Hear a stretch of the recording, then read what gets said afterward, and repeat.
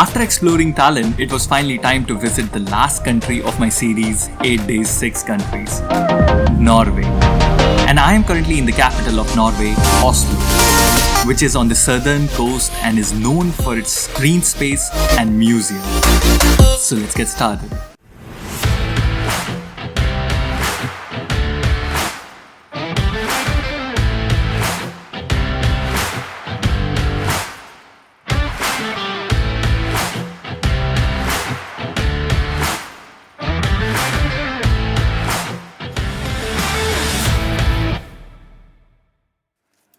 So Oslo has two airports, Oslo Sandefjord Airport top, Oslo Gardermoen Airport. And you have to take a note that if you're booking cheap carriers like Ryanair, then they drop you at top. And you will have to pay another 32 euro for public transport to reach to the city center because it is 119 kilometer far. And if you stop at the other airport, it is just 46 kilometer apart and it will just take around 16 euro, which is exactly half of the cost, to reach to the city center. So just keep a note of that.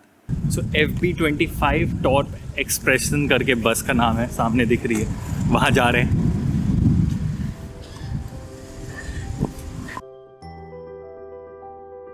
So exit के बाहर तुरंत बस में लगी. Okay, तो हाँ सही. महंगा है भाई, बहुत महंगा है. There is a fact about going from top station, ये जो सैंडफोर्ड वाला एयरपोर्ट है. अगर तुम्हें ये पता होता तो तुम यहाँ से फ्लाइट कभी डायरेक्ट लेकर आते. हाँ, अगर सैंडफोर्ड का एयरपोर्ट से सेंटर जाने का जो कॉस्ट है बस का, वो है 27 यूरो. तो मैं सोच रहा हूँ कि मेरी फ्लाइट भी ऑलमोस्ट ये जो आने की थी लातविया से, वो भी 27 की थी. तो मैंने क्यों कराया है यहाँ पे? 27 यूरो किसी और एयरलाइन को दे तो शायद सिटी सेंटर में उतार देता हूँ, दूसरा वाला एयरपोर्ट पे. मुझे भी नहीं पता था, हम कभी आए नहीं यहाँ से. और अक्की, ये सारी गलती जो है वो अक्की की है, बिकॉज अक्की नॉर्वे में रहता है. तो ये वाला एयरपोर्ट कभी हमने यूज़ ही नहीं किया है. यूज़ नहीं किया तो जैसे अब जर्मनी आओ तो जर्मनी में हम बताएंगे कि फ्रैंकफर्ट हान पे मत जाओ क्योंकि वहाँ से आने में प्रॉब्लम होती है, फ्रैंकफर्ट पे आओ. लेकिन अक्की वो पता ही नहीं था ये. अब क्या कर सकते हैं? अक्की मुँह छुपा रहा है. चलिए तब भी हम और क्या बता सकते हैं, सिटी सेंटर जाके घूमते हैं. सो बज रहे हैं दोपहर के 2 और मैं पहुंच चुका हूं ओस्लो बस टर्मिनल पे. पूरा 1.5 घंटे का राइड था एक्चुअली इस वाले एयरपोर्ट से ओस्लो सिटी सेंटर आने का. और अगर आप अंदर ट्रैवल करना चाहते हो सिटी में, जैसे एक्सप्लोर करना चाहते हो, तो उस समय आपको रूटर करके एक एप्लीकेशन है RUTER, और उसके थ्रू आप डेली पास ले सकते हो जो कि पड़ेगा आपको 110 नॉक का. 110 नॉक रफली होता है 11 यूरो, 11.5 यूरो का पड़ेगा आपको ये पास. तो यही चीज़ मैंने अभी की है, मैंने अपनी सिटी के लिए पास ले लिया है. और अब मैं जा रहा हूँ क्विकली बर्गर किंग से एक वेजी बर्गर उठाने के लिए और उसको खा के सीधा निकलूँगा मैं अपने फर्स्ट स्पॉट पे, जो कि है बारकोड बिल्डिंग वाला एरिया. सो मिलते हैं नेक्स्ट स्पॉट पे.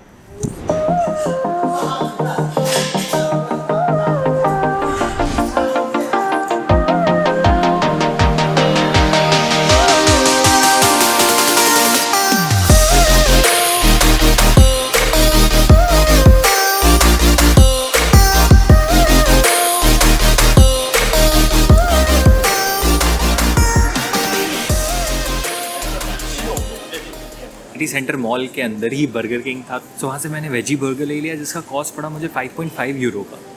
एंड मंगल ने रिकमेंड किया कि ये बर्गर बहुत ही अच्छा है एंड वो हमेशा खाता है, तो दैट्स द रीज़न वाई मैंने वो बर्गर लिया. चौकी, yes bro, tell me something about this first spot. ये है बारकोड एरिया है. ये यहाँ पे बेसिकली सारे बिजनेसेस हैं, ऑफिसेस हैं, पूरा ऑफिस एरिया है ये. यहाँ पे तुम्हारा बैंक है, आईटी है, डेलॉइट की बिल्डिंग ये रही. और ये जो बिल्डिंग्स बनी है ये एक बारकोड के शेप में बनी है, अप डाउन करके, ब्लैक एंड वाइट करके ऐसे. ओके. और बेसिकली इस एरिया का नाम ब्योरविका है. ब्योरविका BJORIKA, ब्योरविका. This is the main centre, कह लो कि बिजनेस सेंटर है ये. ओके. तो मैंने अक्की को एक्चुअली जब हमने ट्रिप प्लान की थी ये वाली, तो मैंने अक्की को एक फ़ोटो भेजी थी अनस्प्लैश पे मुझे एक फ़ोटो मिली थी, फ्री फ़ोटो। Yes. वो आप अपनी स्क्रीन पे देख सकते हो। तो मैंने ये वाली फ़ोटो अक्की को भेजी थी। मैंने बोला ये कौन सी जगह है, मेरे को यहाँ जाना है। तो अक्की ने बोला यार ये तो मेरा ऑफिस है जस्ट यहीं पे। हाँ। तो अभी एक्चुअली जिस एरिया में आए थे, जो अभी आप देखोगे सिनेमैटिक पोर्शन में, Yes. वो पर्टिकुलर एरिया जो है अपोजिट साइड है बारकोड बिल्डिंग के एरिया वाला साइड। तो अभी हम वहाँ जा रहे हैं जहाँ पे ये वाली इमेज खींची गई थी। यस, और उसके लिए थोड़ा दूर जाना पड़ेगा हमको। और तुझे क्योंकि पूरा एरियल व्यू चाहिए, वो जो तूने फोटो भेजी थी वो एरियल व्यू था। नहीं, वो एरियल नहीं है, वो लैंड व्यू है। लैंड व्यू है। हाँ, लैंड व्यू है, तो फिर यहाँ से पीछे से चलना पड़ेगा। चलो। वो मैंने अभी एक्चुअली मंगल को भी वही चीज़ कंफर्म करने के लिए दिखाया, क्योंकि ये लोग बड़े कॉन्फिडेंट थे कि लोग यहाँ पे आते हैं, फोटोज क्लिक करते हैं, तो वो सारे ड्रोन शॉट्स होते हैं। बट वो पर्टिकुलर पिक्चर जो थी वो ड्रोन शॉट नहीं था। ये साइकिल स्टैंड है यहाँ पे, इसमें रात में बहुत अच्छा लगता है। ये जो है हर साइकिल स्टैंड जो है उसको लाल बत्ती जलती है, तो सारे फोटो बहुत यहाँ अच्छी पे आती भी है। भाई बहुत सारे लोग। ओके, तो मंगल क्या बता रहा था तू? ये तो बस एक नॉर्मल साइकिल पार्किंग है, बट बहुत बारी ये जब भी थोड़ा सा और सनसेट हो जाएगा, अंधेरा हो जाएगा, तो हर साइकिल का जो पार्किंग बना है उस पर एक लाल टेल लाइट्स जलती है, जैसे साइकिल पे टेल लाइट जलती हाँ। है। और उसका एक अच्छा सा व्यू बनता है जब भी अंधेरा हो जाएगा। तो ये भी एक बहुत बार जब भी ऑस्लो का रिलेवेंस किसी वीडियो में दिखेगा तो ये जगह आपको जरूर दिखेगा। तो तब तक आप ये साइकिल वाला एरिया चेक करो।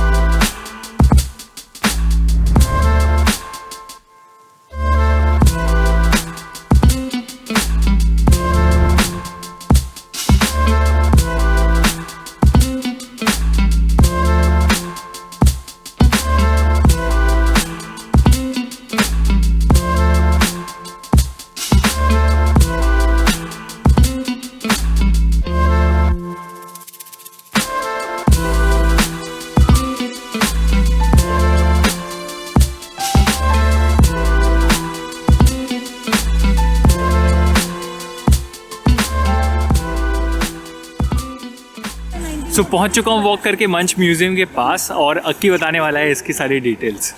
ये बेसिकली एक आर्ट म्यूजियम है। ये रिसेंटली खुला है, अभी कुछ आई गेस 1 मंथ बैक खुला है।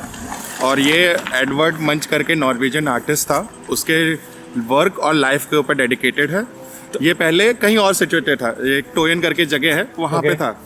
फिर वहाँ से इन्होंने हटा के इसकी नई बिल्डिंग बनाई और यहाँ पे उसको फिर रिलोकेट किया। अक्की काम की बात, इस म्यूजियम में कितना पैसा लगेगा अंदर जाने के लिए? 160 नॉक अडल्ट की टिकट है, और अगर आप अंडर 25 हैं तो 100 नॉक्स है। ओके, सो नॉक मतलब ये बताने के लिए है कि नॉर्वेजियन जो करेंसी है वो नॉक है, और उसका अगर यूरो के कंपैरिजन में मैं अगर रेट बताऊं तो वो सिंपल है कि 1 euro is equal to 10 NOK. 10 NOKs normally यही होता है, तो डिवाइड बाई 10 कर दो, आप पता चल जाएगा कितने यूरो स्पेंड कर रहे हो आप इस पर्टिकुलर म्यूजियम में जाने के लिए। तो मतलब 160 है तो मतलब 16 यूरो लगेंगे आपको इस म्यूजियम को कवर करने के लिए। सो मंच म्यूजियम के जस्ट अपोजिट आए हैं, और उसके पीछे है ओपेरा हाउस। सो ऑस्लो का जो ओपेरा हाउस है थोड़ा सा नया सा लग रहा है डिज़ाइन इसका। एंड उसके जस्ट बगल में पानी में एक मॉन्यूमेंट है जिसका नाम है शी लाइज। सो ये एक ग्लास स्कल्पचर है जो कि बनाया गया था by a lady called Monica. बहुत तेज धूप हो रही है। सो नॉर्मली आप अगर अगस्त में ऑस्लो घूमने आते हो तो एक बहुत ही इंटरेस्टिंग पीस ऑफ इंफॉर्मेशन है जो अक्की बताने वाला है आपको। तो यहाँ पे ये ओपेरा में ये लोग आर्टिफिशियल वो बनाते हैं क्लिफ, जिससे कि लोग ये क्लिफ डाइविंग इवेंट कहते हैं उसे, red bull Cliff diving event. ये ऑलमोस्ट हर यूरोप कंट्रीज में भी होता है, मैंने रिसर्च किया था, और ऑस्लो में भी होता है। ये हर साल होता है, बट पिछले 2 साल से नहीं हुआ था क्योंकि कोरोना की वजह से कैंसिल कर दिया था इन्होंने। तो इस साल ये हुआ था, और उस क्लिफ की हाइट अप्रॉक्सीमेटली 105 मीटर होती है।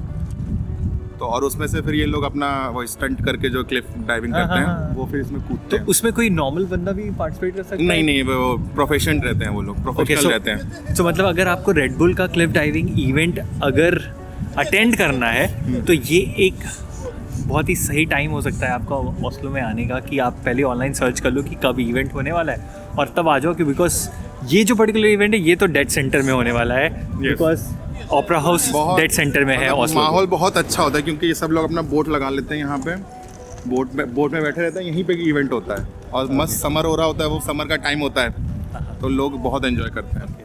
तो ओके, सो ये काफ़ी इंटरेस्टिंग इन्फॉर्मेशन है। अब हम जाने वाले हैं, ये ओपेरा के ऊपर ही साइड में एक स्टेयरकेस सा बना हुआ है ऊपर जाने के लिए, तो अभी इधर से ऊपर जाएंगे। जस्ट पीछे मेरे मंच म्यूजियम है, देखते हैं ऊपर से कैसा व्यू आता है ये पूरा।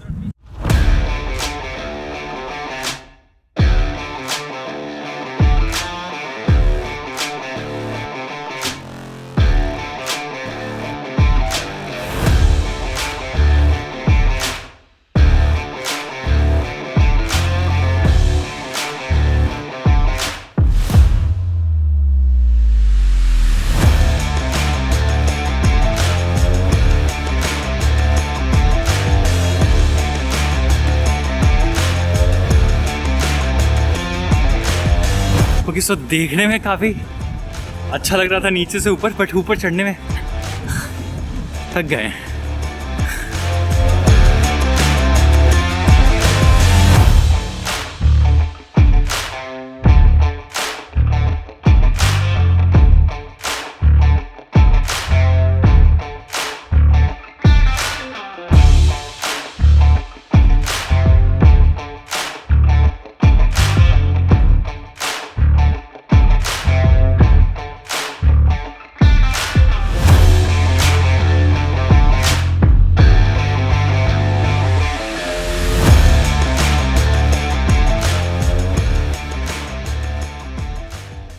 तो मंगल, हम कहाँ पे आ चुके हैं?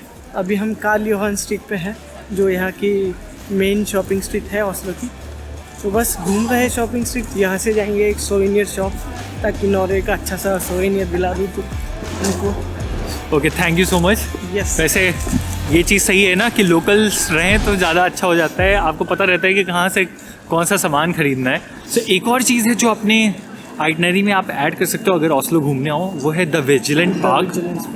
अब वो पर्टिकुलर पार्क जो है ना, वहाँ जा नहीं रहे क्योंकि अभी हो रहा है थोड़ा थोड़ा अंधेरा, और ये बेस्ट टाइम है जो मार्केट एरिया है वो एक्सप्लोर करने का।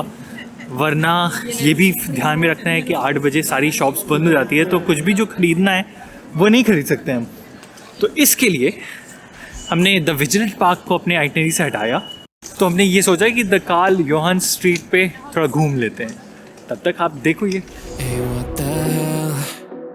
Why you hanging on the roof all by yourself? I have an open invitation, but you're telling me go get lost. I don't wanna see your face. Yeah, what the hell? So why don't we stay out till the morning light? 'Cause 2 rooms can make a right. We're just doing what we're feeling right now.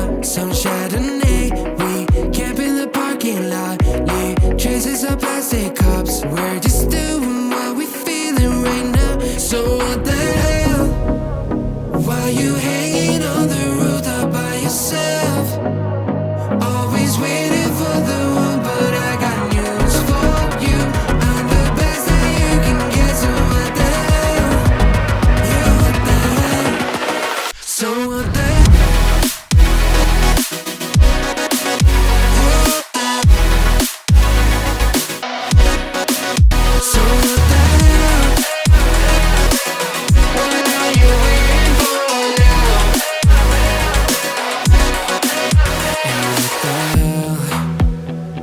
Pretending that you like somebody else, like you got boys waiting in line to take you home. But tell the truth, you spend the night alone.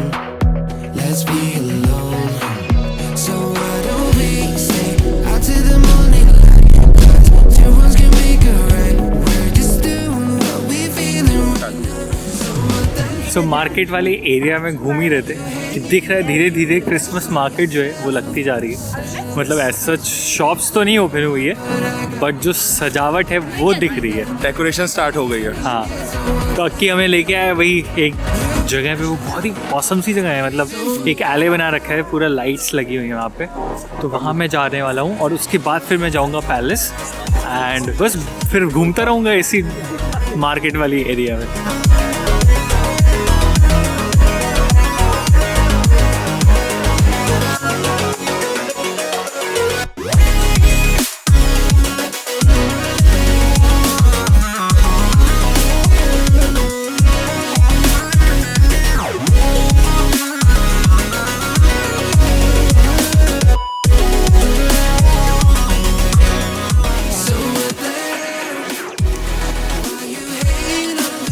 दिख रहा है।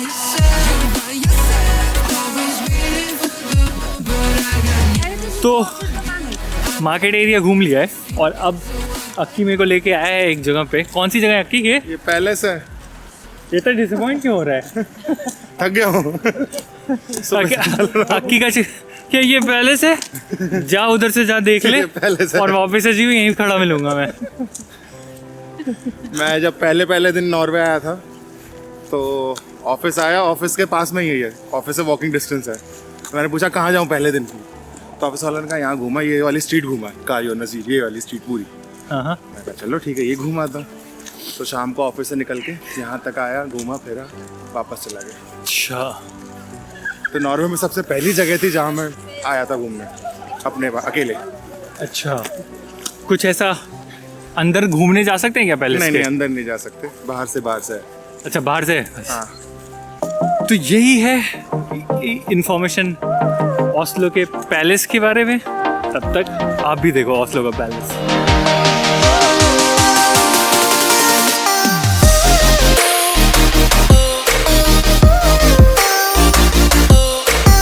सो इतना ही था इस particular video के लिए। ये थी सारी लोकेशन जो आप ओस्लो में कवर कर सकते हो अगर आप आते हो तो।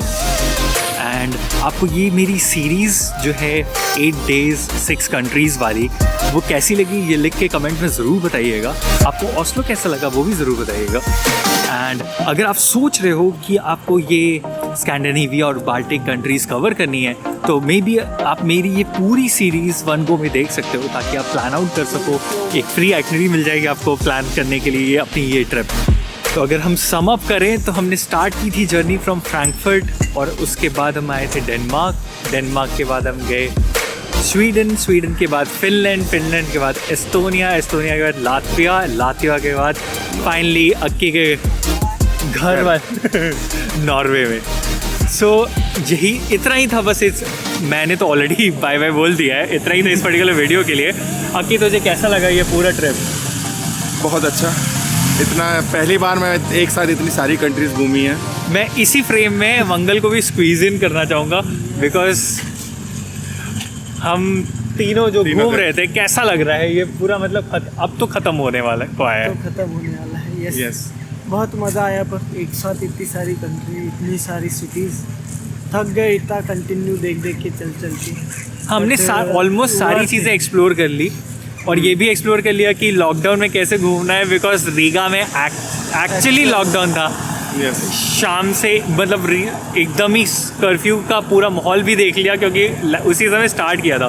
तो इन ऑल ये पूरी जर्नी जो थी काफ़ी वर्थ इट थी, और एज प्लान्ड गई सारी चीज़ें। कहीं भी ऐसा हिकअप नहीं हुआ हमें कि कुछ फेस करना पड़ा है, कुछ हिकअप ऐसा। तो आई एम सो हैप्पी ये चीज़ हो गया, ये चीज़ सक्सेसफुली कंप्लीट हुई। आई रियली होप कि फ्यूचर में हम वापस से ऐसी कोई ट्रिप कर पाएँ। फिर से प्लान करेंगे हम लोग पक्का। मैं तो करूँगा, देख तेरे साथ। तू बताएगा मेरे को कहाँ अगली ट्रिप है, मैं आ जाऊँगा।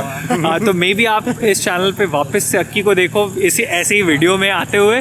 बाकी आपको ये पूरा जो जर्नी है वो कैसा लगा हमें लिख के ज़रूर बताइएगा। और and one more big thank to you, क्योंकि तूने प्लान किया ये, तूने मेरे को बहुत टाइम लगाया कन्विंस करने के लिए। Thank you so much for this awesome journey. By the way you are welcome for that. But और फिर अब क्लोज कर देते हैं। यस, पर्दा गिराते हैं। Thank you so much. किसी और ब्लॉग में अगर मौका मिला तो बाय बाय।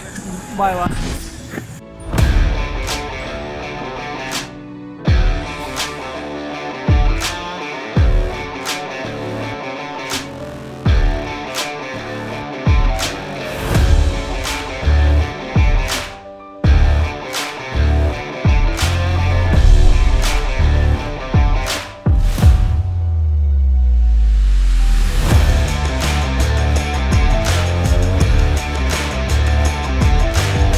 तो मैंने सोचा था कि आज का व्लॉग तो वहीं पे एंड हो जाएगा जब पैलेस से बाहर निकलेंगे और अक्की ने मस्त एकदम बाय बाय बोल दिया था और थैंक यू सारा बोल दिया था।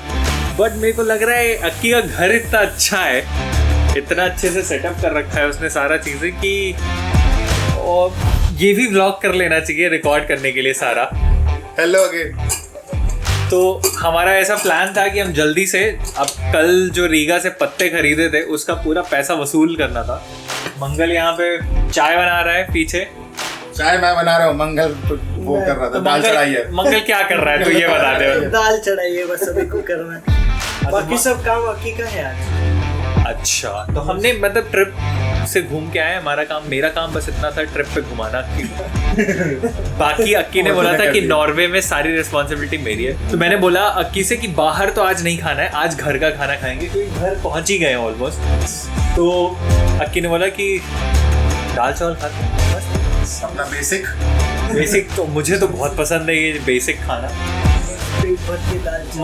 मंगल ने अपनी प्याज कटाई कर ली है, सारे शेफ पंती निकाल दिया उसने, कटाई वटाई करके एकदम रेडी हो गया। अक्की अब दाल वाल धो दिए शायद मंगल, तूने दाल चढ़ा दी, चावल बन चुका है, दाल चढ़ गई है, चाय तैयार होने वाली है। चावल बन गया, दाल चढ़ गई है, दाल चढ़ गई है, हाँ दाल चढ़ भी गई है, चावल भी बन गया है और चाय बन गई है। अब चाय पियेंगे और क्या करेंगे। अक्की एक बात बताइए, ये घर कितना बड़ा है?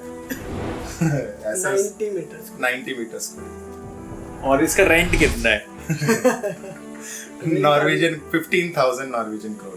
अच्छा, अगर 15,000 को मतलब जैसे मैंने आपको आज ही के व्लॉग में थोड़ा देर पहले बताया था कि 10 से डिवाइड कर तो वो यूरो का कॉस्ट होगा, तो 1500 यूरो का है। 90 मीटर स्क्वायर घर है। आई थिंक जर्मनी से सस्ता है जिस एरिया में हम रहते हैं, और ये बहुत काफी अच्छे से वेल मेंटेन भी है। बट एक इंटरेस्टिंग चीज, और बोलो यार एक वियर्ड चीज जो मेरे को लगी यहाँ पे, वो ये थी कि ऊपर वेंट ही नहीं है, चिमनी है। मतलब चिमनी लगा रखी है बट वेंट नहीं है। अब क्यों नहीं है नहीं बता।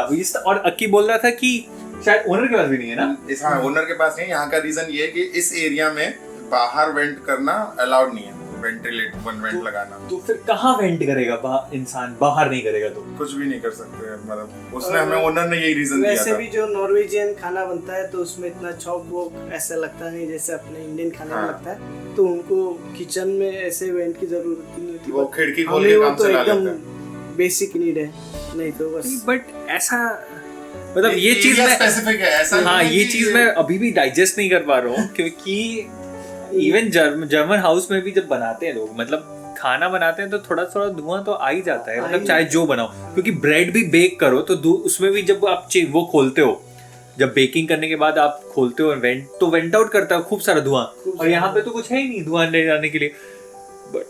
हमारे ओनर ने हमें जो रीजन दिया वो हमने आपको बता दिया। बाकी हमें कुछ नहीं पता। बाकी देखो प्लीज, हमें घर से मत निकलवाना ये कमेंट करके, नहीं तो हमारा ओनर हमें बाहर निकाल देगा। लेकिन ये बात तो अलग है कि जो जिस जगह पे अक्की रह रहा है वो स्पॉट बहुत ही औसम है।